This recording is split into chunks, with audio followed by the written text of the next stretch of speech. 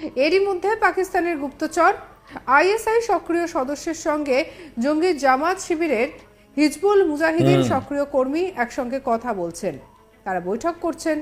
তথাকথিত সমন্বয়ক হাসনাত আব্দুল্লাহর মৌলবাদী হেফাজত ইসলামের নেতা मौलाना मामुनुल इस्लाम, बांग्लादेशी अवाम, बांग्लादेशी जो लीडर हैं, फिर स्टूडेंट्स जो लीडर हैं, फिर जमात इस्लामी के, फिर मजहबी जमातों के जो ये लीडर हैं, ये आईएसआई के साथ मुलाकात कर रहे हैं। ये बांग्लादेश की जो इंटेलिजेंस एजेंसी है उसके साथ आईएसआई मुलाकात हो रही है।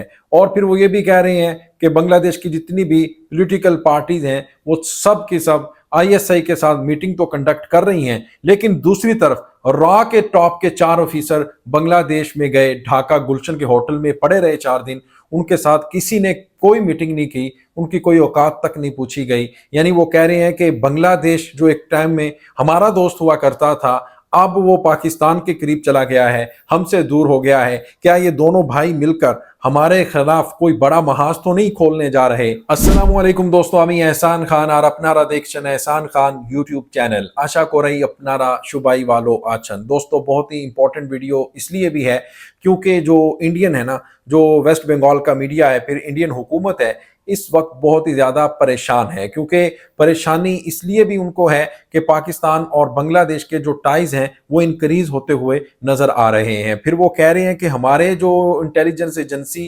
रॉ के जो लोग हैं, टॉप के ऑफिसर हैं, वो गए बांग्लादेश में, उनके साथ किसी ने कोई मुलाकात नहीं की, ना ही आर्मी चीफ ने की, ना ही हुकूमत की तरफ से की गई, ना प्रोफेसर मोहम्मद यूनुस उनको मिले जाके। लेकिन दूसरी तरफ वो कह रहे हैं कि मुलाकातें हो रही हैं आईएसआई के साथ, बांग्लादेश के जो मजहबी लीडरान हैं जमात इस्लामी के, फिर उसके बाद जो बीएनपी पार्टी है और इसी तरह जो स्टूडेंट्स लीडर हैं उनकी मुलाकात हो रही है आईएसआई के सरबराहान के साथ। फिर जो बांग्लादेश की आर्मी है वो भी एक सीक्रेट मीटिंग कर रहे हैं पाकिस्तान की आईएसआई के साथ। लेकिन वो कह रहे हैं कि सवाल ये है कि हमारे साथ मुलाकात क्यों नहीं हो रही? हम तो बांग्लादेश का हमेशा हमने फायदा सोचा है। ये कौन कह रहा है? ये रॉ कह रहा है, ये अंतभक्त कह रहे हैं, ये गोदी मीडिया दोस्तों कह रहा है कि हमने तो हमेशा मदद की है, भला सोचा है, फायदा किया है बांग्लादेश का। तो अब आपने कमेंट सेक्शन में दोस्तों बताना है कि क्या वाकई ही हिंदुस्तान बांग्लादेश का दोस्त है? क्या हिंदुस्तान ने हमेशा फायदा दिया है बांग्लादेश को? ये सवाल का जवाब आपने कमेंट सेक्शन में देना है। या फिर आपका दोस्त पाकिस्तान, चाइना और तुर्की है? तो इसका जवाब कुछ मैं भी आपको दोस्तों दे देता हूं। देखिए, अगर हिंदुस्तान दोस्त होता ना बांग्लादेश का, 17 करोड़ बांग्लादेशियों का, फिर सिर्फ एक शेख हसीना के पीछे पूरे के पूरे बांग्लादेश के साथ इस तरह का सलूक ना करता जिस तरह का वो अब कर रहा है। यानी उसको सिर्फ और सिर्फ एक शेख हसीना प्यारी है और 17 करोड़ आवाम के साथ उनका कोई ताल्लुक नहीं है। यानी 17 करोड़ आवाम की अदालत, कोर्ट्स कह रही हैं कि भाई शेख हसीना को वापस करो, उनके खिलाफ केसेस हैं, लेकिन मोदी सरकार कह रहे हैं हमने नहीं देना भाई उनको। अब दोबारा री इंस्टॉल करने की कोशिश की जा रही है अवामी लीग को बांग्लादेश के अंदर। तो अब आप भी बताइएगा दोस्तों, भाई कौन है आपका दोस्त, कौन है आपका दुश्मन? लेकिन पहले वीडियो देख लेते हैं, फिर हम इसके ऊपर बात करेंगे। वीडियो देखने से पहले चैनल को सब्सक्राइब कर लें और बेल आइकन भी प्रेस कर दें। वीडियो को लाइक भी किया करें, कमेंट सेक्शन में आप अपनी फीडबैक हमें जरूर आगाह भी किया करें। बहुत ही इंपॉर्टेंट वीडियो है, अंत तक दोस्तों जरूर देखिएगा। 3, 2, 1 एंड क्यू। পাকিস্তানের গুপ্তচর আইএসআই সক্রিয় সদস্যের সঙ্গে জঙ্গি জামাত শিবিরের হিজবুল মুজাহিদিন সক্রিয় কর্মী একসঙ্গে কথা বলছেন, তারা বৈঠক করছেন। ভাবতে পারছেন কি অবস্থা চলছে এই বাংলাদেশে? শেখ হাসিনার বাংলাদেশ ছাড়ার পর থেকে সেখানকার পরিস্থিতি অশান্ত হয়ে রয়েছে। হিন্দু সংখ্যালঘুরা তো অত্যাচারিত হচ্ছেই, তার উপর উন্নয়নও যেন একেবারে থমকে গিয়েছে। এই কথা শেখ হাসিনাকে বিভিন্ন সময় ভিডিও বার্তাতেও বলতে শোনা গিয়েছে। আর এর মধ্যে এখনো অন্তর্বর্তী সরকার নির্বাচন করিয়ে উঠতে সক্ষম হচ্ছে না। সক্ষম হওয়া তো দূরের কথা, এখনো সম্ভাব্য দিনক্ষণও ঠিক করতে ব্যর্থ এই ইউনূস প্রশাসন। এরই মধ্যে পাকিস্তানের গুপ্তচর আইএসআই সক্রিয় সদস্যের সঙ্গে জঙ্গি জামাত শিবিরের হিজবুল মুজাহিদিন সক্রিয় কর্মী একসঙ্গে কথা বলছেন, তারা বৈঠক করছেন।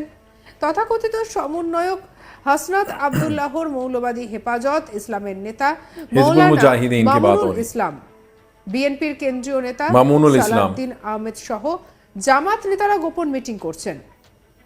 আর এই ভিডিওতে পাকিস্তানের গুপ্তচর উর্দু ভাষায় কথা বলছেন। বৈঠকে বলা, মুসলিমরা যখন একজোট হয় তখন সবাই হেরে যায়। আপনারাও দেখুন সেই বৈঠকের কথোপকথন। 5 ही में जो काम हुआ, मैं वहां मौजूद था। अब आखिरी शख्स जो स्टेज से उतरा वो मैं था। अभी मौलाना साजिद रहमान ने मुझको वहां उठा दिया। वहां हुए मगर लोगों के छीटे सब मुसलमान हो गए। वो एक बात है, मुसलमान जब ताकत के साथ गठजो मारते हैं ना, मुसलमान हार जाते हैं। इसलिए नहीं जनाब, अगर हम मौका तलाश करते हैं, अगर इस मौके को हम इस्तेमाल नहीं करें तो हम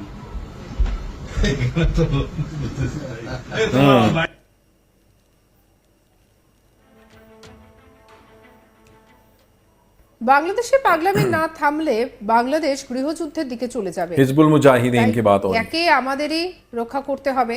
मामूनुल इस्लाम। ইউনূসের পাগলের বাংলাদেশে গৃহযুদ্ধের ভয়ে কাঁপছেন জামায়াতের শীর্ষ নেতা।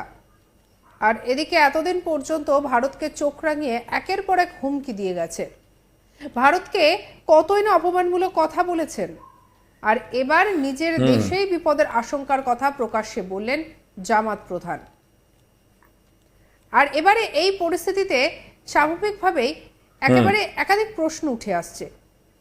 আর দেখ এবার কেমন লাগে, এই কথাটাও যেন বলতে হয়। दोस्तों, आपने ये वीडियो देखी है किस तरह से जो वेस्ट बंगाल और इंडियन मीडिया ये इल्ज़ाम, ये आरोप लगा रहा है कि जो रिलीजन पार्टी है बांग्लादेश की, फिर मौलाना साहब है, उनके साथ जो बांग्लादेश की आईएसआई है वो मुलाकात कर रही है।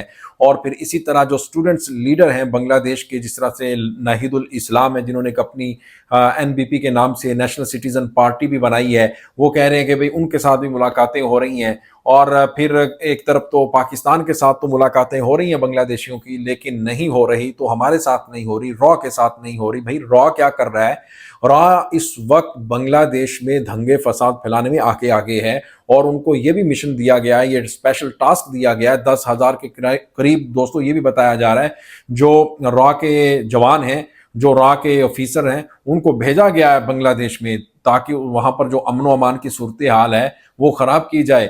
वहां पर जो ये पॉलिटिकल पार्टी हैं, इनके अंदर जो कयोस है वो पैदा किया जाए, फिर उस एक दूसरे के खिलाफ किया जाए, और फिर उसका फायदा उठाते हुए जो अवामी लीग है उसका अवाम में यानी जो पॉजिटिव इमेज है वो बिल्ड किया जाए, ताकि फिर शेख हसीना की हुकूमत फिर आए, फिर वो राज करे, फिर हमारा जनाब जिस तरह हम कहें यानी भारत जिस तरह कहेगा उसी तरह अवामी लीग करती चली जाए।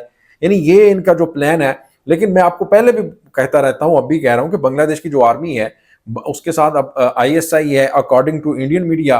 तो भाई फिर ये आपका जो प्लान है, ये मनसूबाबंदी है, किस तरह से कामयाब होने देंगे? कभी भी नहीं होने देंगे, सोचना भी ना।